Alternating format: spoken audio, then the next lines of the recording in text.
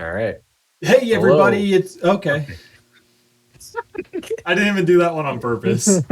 That's It's okay. No, we can cut this out in post. We can cut this out in post. the beauty of not doing this live, or you could keep Live. it in as a joke. Yeah, now I've kind of got to keep it in is the problem. Hey Kind guys, of it's talk that obscure into it. reference. We're a couple days late. We had some scheduling issues, but we've all just finished watching the Scott Pilgrim Takes Off Netflix show, and man, oh me, oh my, it is a thing. Austin, I Uh, believe you called dibs on going first. Yeah, I have pretty strong feelings, I'd say, on this one. It sounds like we're all gonna have some pretty decent feelings on it. I think this is actually a pretty good show that is an example of a failure of marketing from Netflix and, in this case, the creator as well. I think that when you go into this with announcing the entire cast is back, it starts people down the train of thinking, oh, like, we're gonna get a remake Yeah. of, the comic slash the movie in this new form. And Netflix did literally nothing to combat that. I went back, watched the teaser, the first trailer, and the final trailer just to see. Um, I'm not going to spoil it right now because I'm sure we'll do a spoiler free section. But the twist of this that starts everything off, the teaser is 100% pre-twist. The first trailer is 90% pre-twist, and the final trailer is 75% pre-twist. And so they really tried to market this as something that it's not. And even in their own text on it, they hint, but really kind of cloaked. The exact line in every one of the trailers is Scott Pilgrim meets the girl of his dreams, Ramona Flowers, but learns he must defeat her 7 evil exes in order to date her. Then things get even more complicated. So all of that, those first two lines are literally, you could say like that's just a recreation of the Mm-hmm. show. And the last one, you could go either way on it.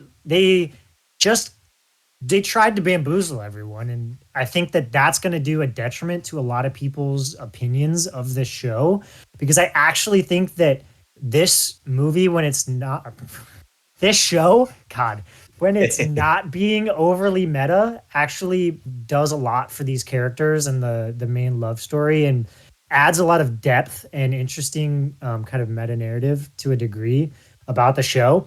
And man, that the animation, incredible. Yeah, Like I it think felt, everyone can agree on that. yeah, like it was. I don't know Science Saru, but they did an incredible job making this show, and it was a lot of fun to watch. Other than that, the episodes 4 and 5 were a drag. Uh, Again, I won't spoil it in this moment, but we'll get into it okay. later.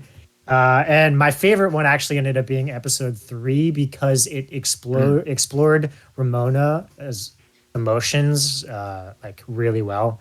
And I was hoping there was more of it, but overall, I'm generally think this was a pretty good show. I want to go ahead. I'm going to steal a spot second here. So, a little Go bit of for it. backstory. I am familiar with the concept of Scott Pilgrim, but I never read the comics, never saw the movie. So, my understanding going into this is, Scott Pilgrim has to fight the 7 evil exes, and then he gets the girl. And like Austin said, they really kind of marketed it as it's Scott Pilgrim again, take it or leave it. They just really didn't do much to explore the twist they put on this telling of the story. And man, say what you will about like modernizing past properties. I think the twist and the way they retold the story and reinvented the characters actually worked really well for them. Granted, I never saw the original, so I don't know exactly how they're supposed to play. But man, they played so well off each other. The plot was interesting enough, if not a tad predictable. There were a couple underdeveloped characters, like the twins, for example. But overall, I enjoyed this from start to finish. I intended to watch the first episode or two, and then before I knew it, I was on 4. And then I was like, "Screw it! I'm halfway done. I'm finishing this tonight." Definitely worth a binge. For sure. Is it me now? Can I Yeah, go? no, Yep. I guess we're not going into spoilers yet. So yeah, the true Scott Pilgrim fan here. All right. So, all right. A little bit of backstory, and by a little bit of backstory, I mean I've seen the movie, I own the movie, I've read the comics, I plan on buying the comics, and I have the video game on my Switch. I love Scott Pilgrim. It is, by all definitions, a cult classic story, franchise, whatever you want to put it. And I've just been a fan for a while. It just tickles all of my like nerdy stuff, like the original movie. He's talking about Pac-Man, and when he first meets Ramon. And this, he's talking about the two Sonic the Sonic. Hedgehog cartoons that I knew about. I'm like, I know that fact. I'm right there with you, Scott Pilgrim, Jaleel White, Urkel. Anyway, so that being said, as someone who loves all of those different takes on this story, because believe me, as much as the movie is so mostly faithful to the comics, it does diverge at a certain point. Right. I think them hiding what the quote unquote big twist in this worked really well for me. And because the big twist happens at the end of the first episode. I'll throw that out there. So watch the first episode, see if that's for you. But I got to the end of it, and in the back of my head, I'm just I'm like going through the pace. I'm like, yeah, this seems pretty standard for a Scott Pilgrim adaptation. And then some things are a little different, but it's like, oh, they're probably just because it's a Netflix show, 30-minute episodes, whatever. And then the end happens. I'm like, did that just happen? Hold on, wait, time out. And I was immediately in the second one, and I don't think you get that if it was just straight up adaptation of the books, straight up adaptation of the movie. And they take it a step further by making this. Oh God, it's so hard to like talk about how what I related this movie to or show to, because there's a certain franchise that does something very similar to what this show does for Scott Pilgrim, and I don't want to say Ninja Turtles.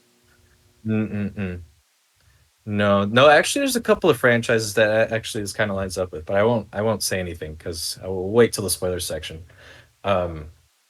But well, actually, no, I don't think it really is much of a spoiler, but it kind of almost feels like Final Fantasy VII, the remake games, how things seem the same, but maybe something different is happening. Maybe this isn't just another retelling of the story. Maybe this is there's something more here, and that's all I'll say for now, at least.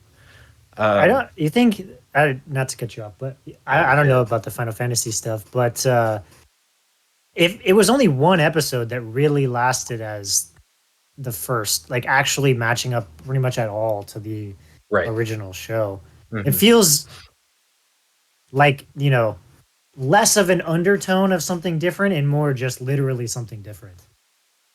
Yeah, and it starts out the same, and then it takes a hard left turn. But at the same time, I think while everything past that is fairly different, and by fairly different, I mean very different, I think it still lines up with the characters and the themes and the energy that the original comic and movie have. Like maybe more so in line with the comics than the movie, but there's still you have the original voice cast. They bring some of the same energy, and while some of their performances vary, like I don't know, there are a couple of people that stuck out. And I was like, are you really voice acting? Like I love young. Are you really voice acting? I love young great Neil. Great character, and old young Neil. Oh, and I wonder if I'm like what was the line? I wonder what the relation is. Yeah, like he's literally just yourself. The writing around him, he's just incredible. But I love his sleep paralysis demon. Like there's some voicing acting. I was like, I don't know about this, and then it's hard to get used to. Yeah, like Michael Cera is like that was a little bit much to get used to. But and then Mary Elizabeth Winstead as Ramona. It's like a little bit more subdued versus the guy who voices Matthew Patel. It's like he's all over the place, but Ramona is just more calm and collected, like she's actually acting out the scene. And I kind of like that take. But it works, across different levels. Chris Evans plays the same character he did in the movie, and you can tell, they're all having fun with this. But yeah, I think. Yeah, I really enjoyed it. Is all of this to say is I really enjoyed it. And yeah, I have a rant that kind of relates to what Austin was saying earlier. I'll segue us into the spoiler section here. Okay. So that's our spoiler-free thoughts, our quick thoughts on it. Going forward, we're going to spoil it. So if you haven't seen it yet, go see it. This is definitely worth a watch. definitely come back and hear what we have to say, because this is the kind of show where you really can't talk about it, even context wise, without really having the spoilers in there. And so, 3, 2, 1, we're gonna spoil it. All right, obviously, Scott Pilgrim dies and leads off to what is an entirely different runtime, kind of after that point. Actually, wait. in- So before you get started, since I know the least of what's going on, can I give what Yes. I think my perception of the original is and how this changed it without Yeah. having seen the original? Okay. So as I understand it, in the original, he has to fight all the 7Xs. I'm assuming he goes through the list, fights them all, and gets the girl in the end. So I really like the twist of not only does he not have to fight all 7 of them, it really, like, she doesn't even have to fight all 7 of them. It's now just this kind of, for lack of a better term, like a who did it. Like, it was really nice to not just have as much as fun as it would have been like a battle anime. I'm not sure what to call this, but it was nice to like not just have to fight the 7Xs, but they all get an episode exploring their backstory and character. And by the end, when he tries to fight them all, they're like, "Oh no, we're cool, dude. Like, no beef." Yeah. I just No, I like that. yeah, that's what I I'm think- expecting to be different. Is that instead of fighting them, we all end up as friends, and there was just no beef to be had. Yeah, for sure. I think That's the that big one of the things that this version of what they did detracts from is the exploration of the X's themselves. Yeah, Like, it's very hit or miss on each individual one, whether or not they get exploration or real love. Whereas I think in the original, it was a little more balanced across, okay. because you had to go and fight them all. So, like, for example, like what I'm talking about in episode 3, Roxy, right? You get this deep exploration of Ramona and Roxy's relationship when they're in college, and it gives you a lot of great context for both characters, right? And then, like we were talking about, like the Kadenagi twins, you get basically nothing other than super surface level of like Yeah. what they are as people, and what they become in the future. Also, quick shout out to And- them in the future. I laughed my ass off when he's like, "Oh, this video's performing pretty well, up to 105 views." Views. I was like, Yeah. "Relatable." It's very relatable. Yeah. I felt that. Yeah.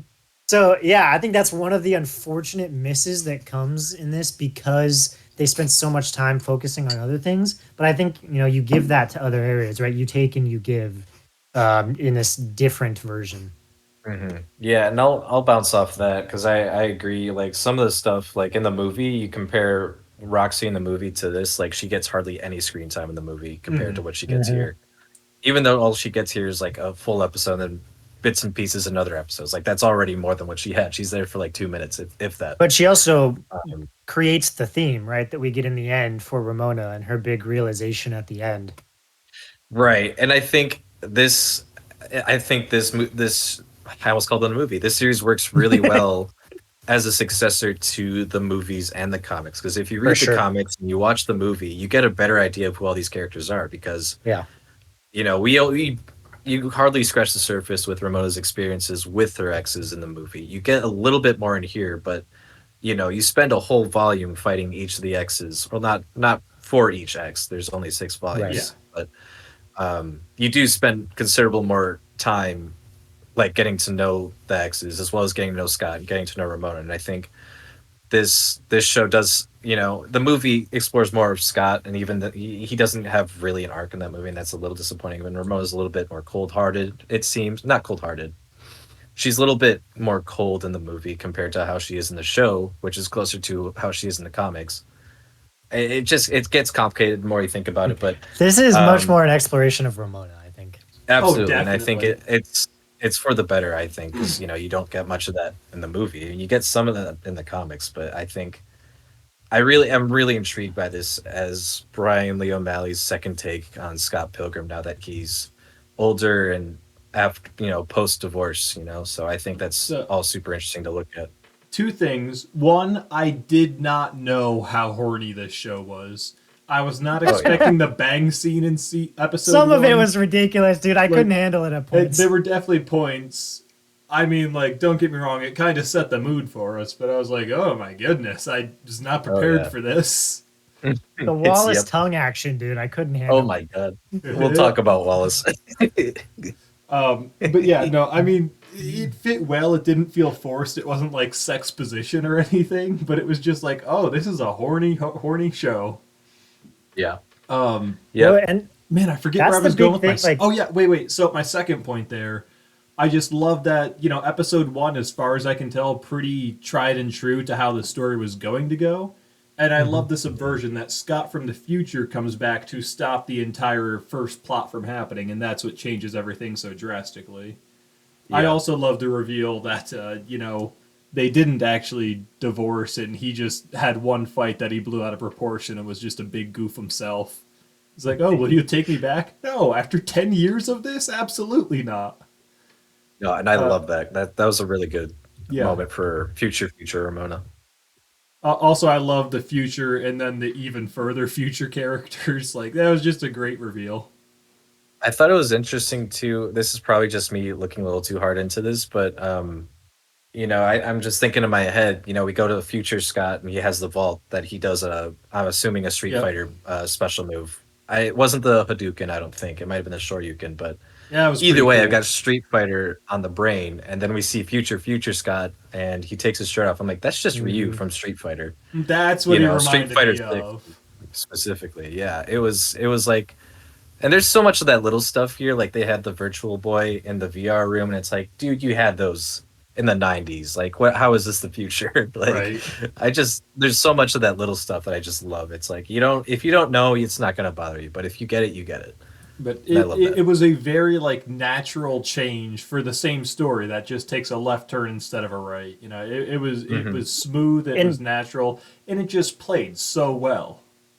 Hmm. and that's why I think that like why I opened with the failure of marketing is because I really think that had you told all of the Scott Pilgrim fans ahead of time, and I know Brian O'Malley, he came out and he said like I wanted it to be a surprise for everyone, Yeah. but I actually think it was a detriment to the fans, and I saw a lot of it. Like I told you guys before we started on Twitter, I saw all the Scott Pilgrim discourse, and there were so many people who were disappointed and like Really. YouTube, there's a lot of the like, oh, this is a feminist retelling of, which I'm not going to get into. That's kind I of didn't. ridiculous. So But I think that if he would have said from the beginning, like, look, I'm taking our characters and I'm giving them new context and new depth mhm. with me being older and understanding more.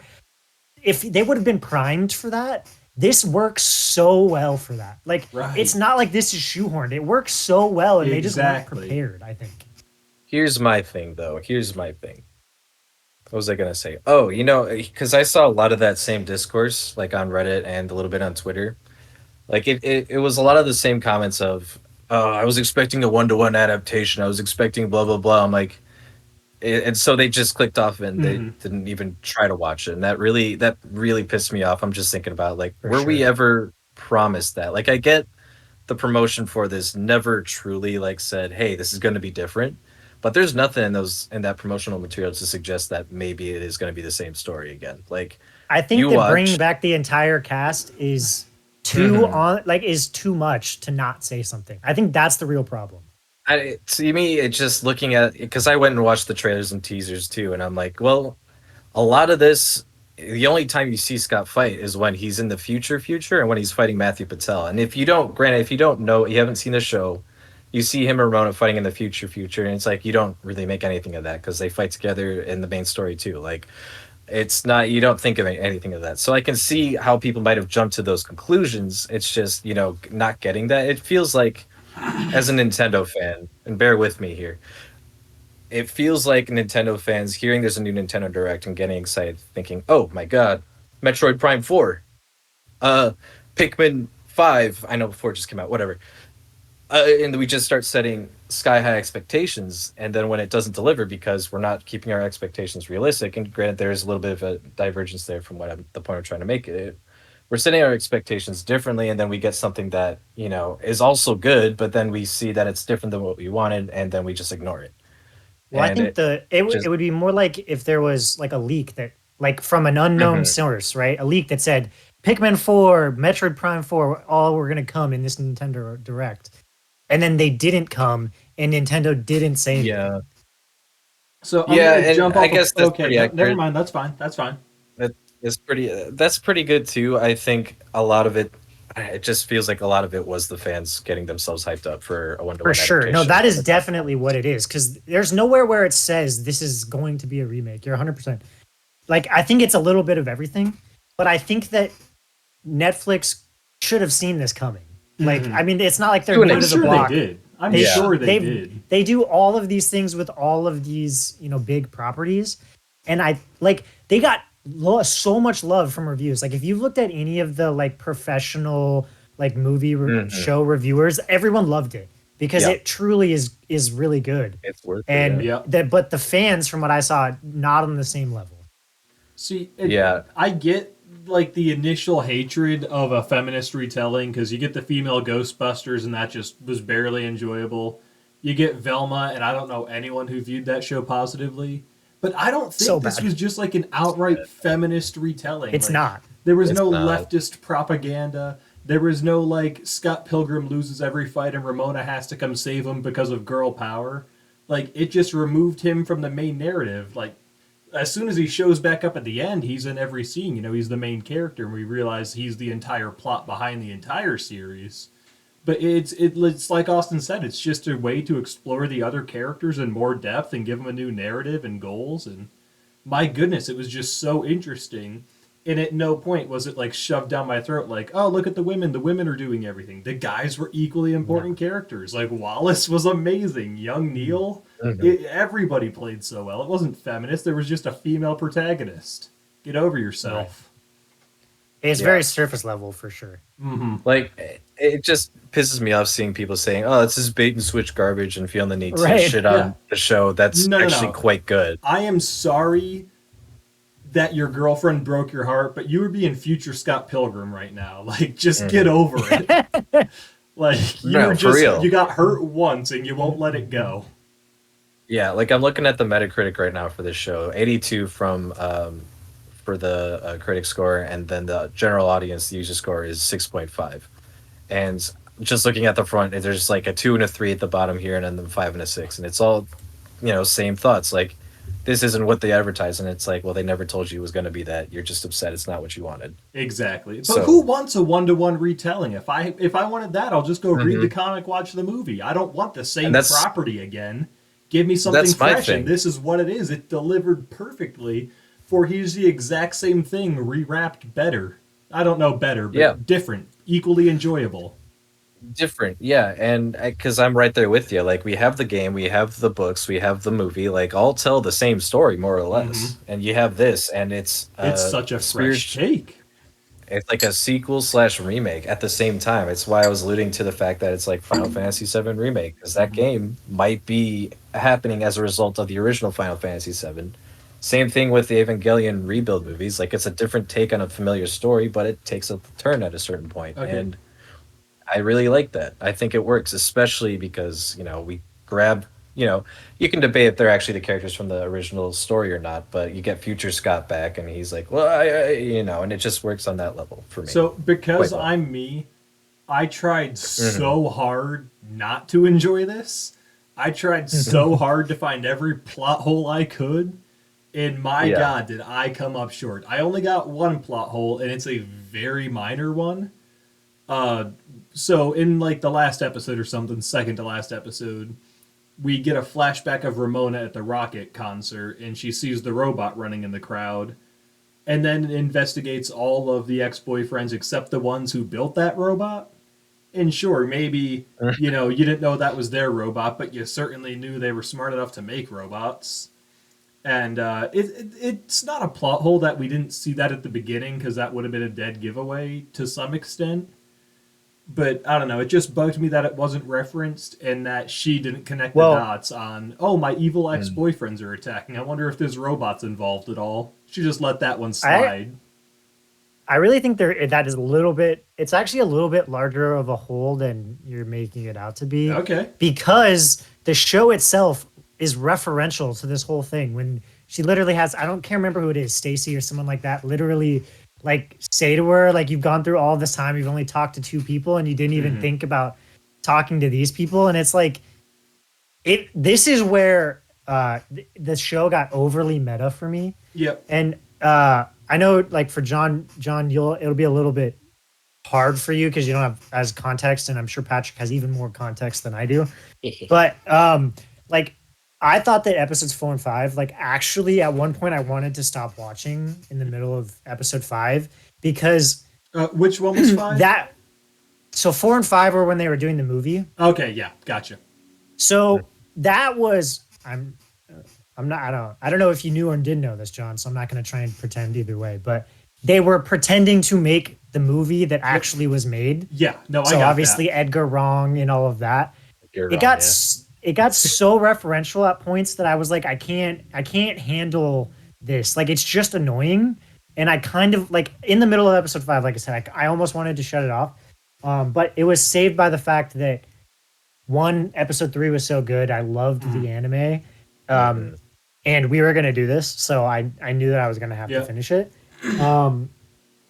And I think that's where there were parts of this story where they kind of got lost. Like, they got so meta that I think they started getting really circular on what they were doing.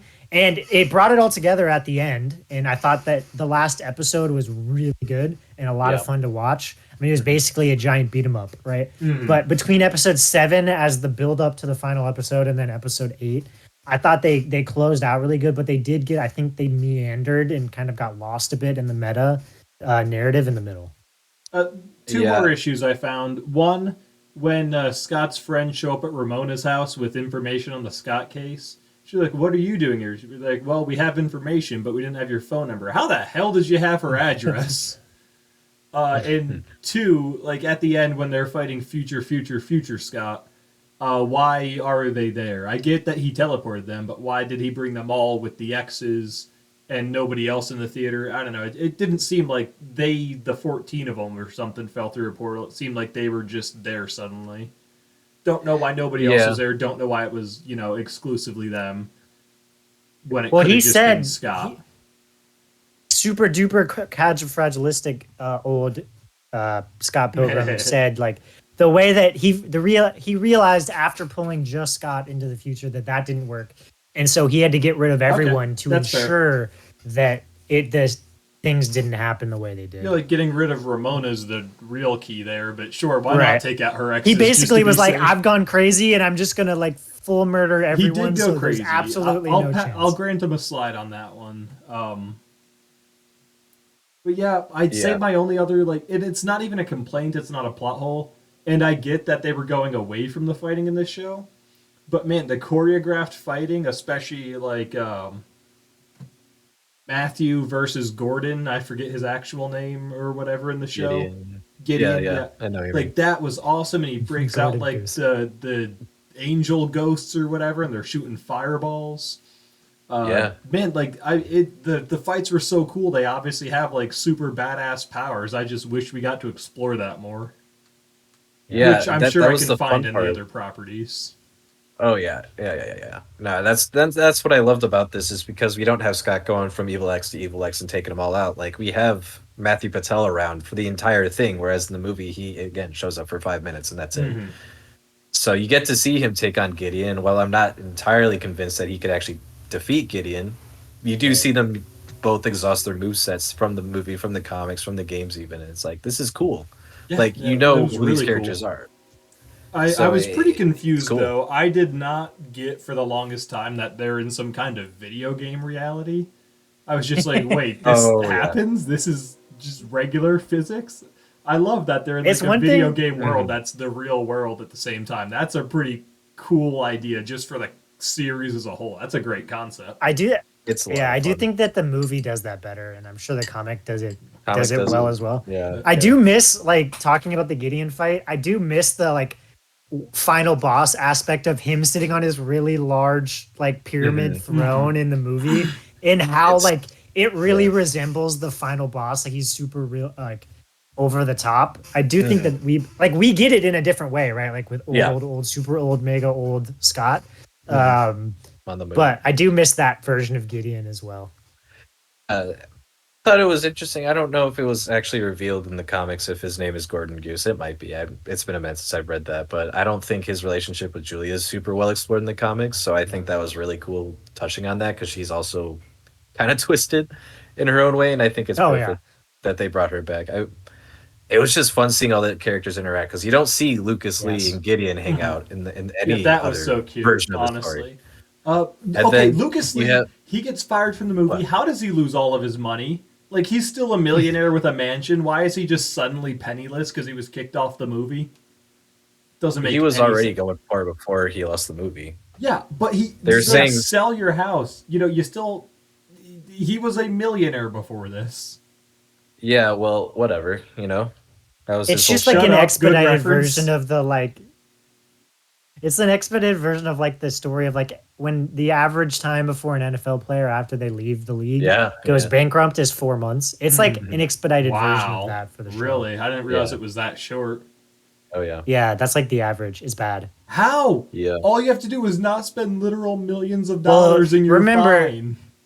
remember that 95% of all NFL players never make it to a second contract and only ever have minimum contracts. Wow, So I like didn't know it was when that you high. think of like in like the minimum contract's like 500 grand or something like that. So it's not like they're not making any money, but I'm just saying like, when you think of Tom Brady or Aaron Donald or someone like that, like they're the minority, not the Yeah, but majority. if I had to play football for a year and had $500,000, like, granted, I'm Yeah, not I mean set it's for not life, good. but you can work with that.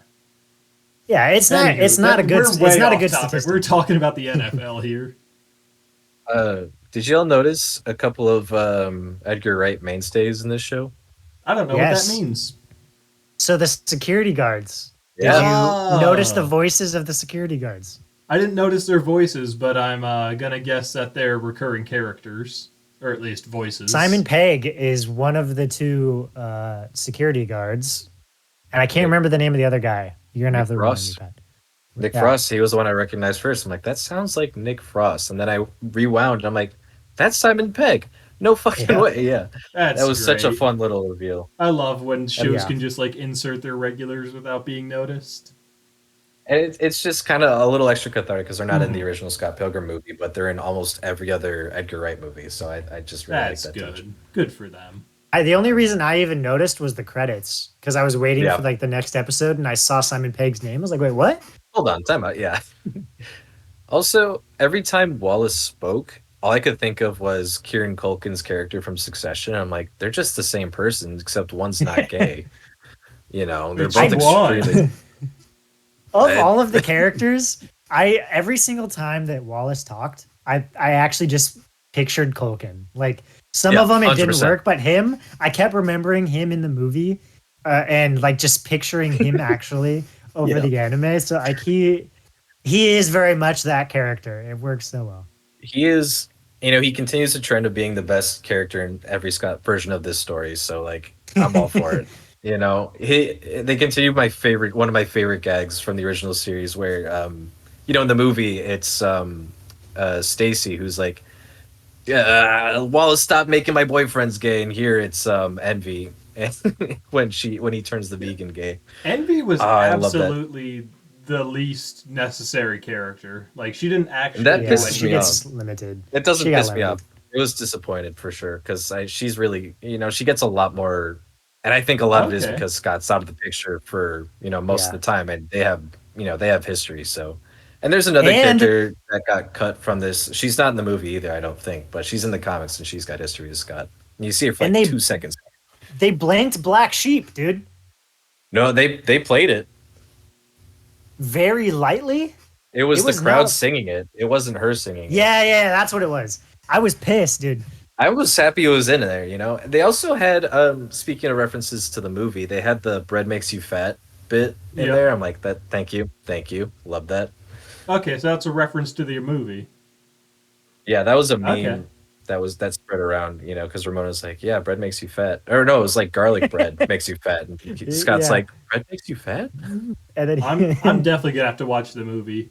Watch it. It's I good. absolutely It's good. love the whole like being a vegan gives you superpowers thing. Like, that's just amazing. You gotta watch the And movie. not The way just Yeah, they they resolve did it in the strength movie. or anything. You're not just healthy. You can literally open portals between dimensions because you're a vegan.